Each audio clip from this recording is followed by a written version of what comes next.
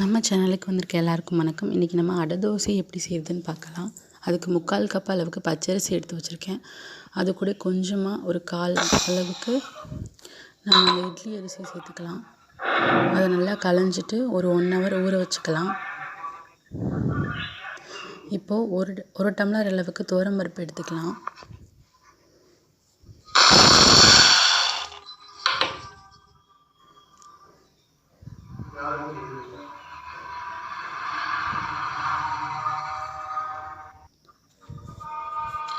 அதே டம்ளரில் ஒரு டம்ளர் கடலைப்பருப்பு எடுத்துக்கலாம்.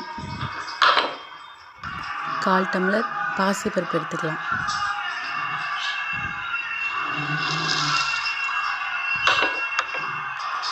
கால் டம்ளர் உளுந்து எடுத்துக்கலாம். இப்போ இதை நல்லா களைஞ்சிட்டு இதையும் ஒரு 1 ஹவர் ஊற வச்சுக்கலாம். ஒரு 3 வரமிளகாய் சேர்த்துக்கலாம். இது தண்ணியிலே ஊறி வரப்போ வரமிளகாய் ஈஸியாக அரைஞ்சிடும், அதனால் இதிலே சேர்த்துக்கலாம். இப்போ ஃபஸ்ட்டாக நம்ம அரிசியை நல்லா அரைச்சி எடுத்துக்கலாம். அதுக்கப்புறம் பருப்பு சேர்த்துக்கலாம். நல்லா இப்போ தேவையான அளவுக்கு உப்பு சேர்த்துக்கலாம். நல்லா கொரப்பாக அரைச்சி எடுத்துக்கணும், அப்போ தான் நல்லாயிருக்கும். ரொம்ப மையாக அரைச்சிடக்கூடாது. இப்போ இதுக்கு தாளிப்பு ரெடி பண்ணிக்கலாம். ஒரு கடாயில் எண்ணெய் சேர்த்துக்கலாம். கடுகு, சோம்பு, கருவேப்பிலை இது நல்லா பொரிஞ்சு வந்ததுக்கப்புறம் சின்ன வெங்காயம் சின்னமாக கட் பண்ணி வச்சுக்கலாம். கொஞ்சமாக பூண்டு இதை நல்லா வதக்கி எடுத்துக்கலாம்.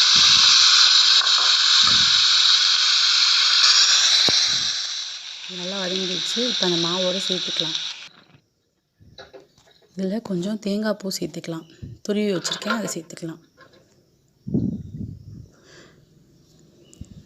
உப்பு பத்தலைன்னா பார்த்துட்டு போட்டுக்கோங்க. நான் பார்த்துட்டு கொஞ்சமாக சேர்த்துருக்கேன். இப்போ இதை தோசையாக ஊற்றி எடுத்துக்கலாம். ரொம்ப தண்ணியாக இருக்கக்கூடாது, மாவு கொஞ்சம் கெட்டியாக தான் இருக்கணும்.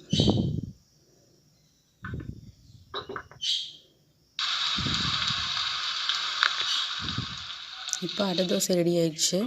இப்போ இதுக்கு சட்னி ரெடி பண்ணிக்கலாம். 4 வெங்காயம், ஒரு 5 தக்காளி மிக்ஸி ஜாரில் சேர்த்து அரைச்சி எடுத்துக்கலாம்.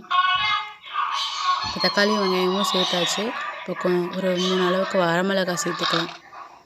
கொஞ்சமாக கல்லுப்பு. இப்போ இதை அரைச்சிக்கலாம். இப்போ அரைச்சாச்சு. இப்போ இதுக்கு தாளிப்பு ரெடி பண்ணிக்கலாம். ஒரு கடாயில் எண்ணெய் ஊற்றிட்டு கடுகு, உளுந்து, கருவேப்பிலை சேர்த்துக்கலாம்.